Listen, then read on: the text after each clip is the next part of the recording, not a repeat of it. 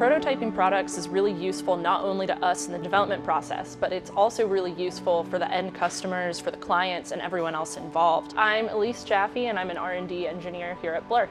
Some people have a harder time visualizing what the product actually looks like, or the actual size and the way that the components interact with each other. But having something in your hands that you can play with, that you can touch, move around, and work with gives everyone a better conceptual understanding of what the product might look like at the end and how it feels in your hands. I'm Erin and I'm an R&D engineer. Early and frequent prototyping is really important because it allows you to focus on improving specific aspects of the design with each iteration. So initially you may focus on proof of concept or technical feasibility, and then in further iterations you can focus on ergonomics and industrial design, manufacturability, biocompatibility, and then with each of those prototypes you can do testing, which helps you identify specific issues related to each of those aspects early on, and it's typically easier to resolve those issues when you've only made a few changes to that prototype, as opposed to changing a million things and then testing it and not knowing where you went wrong.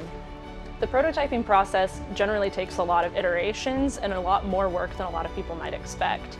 We're looking up how other products are built, videos of people breaking down existing products, and sometimes we're buying things and we're tearing them apart to see how they're built, how they're made, what types of components go into them.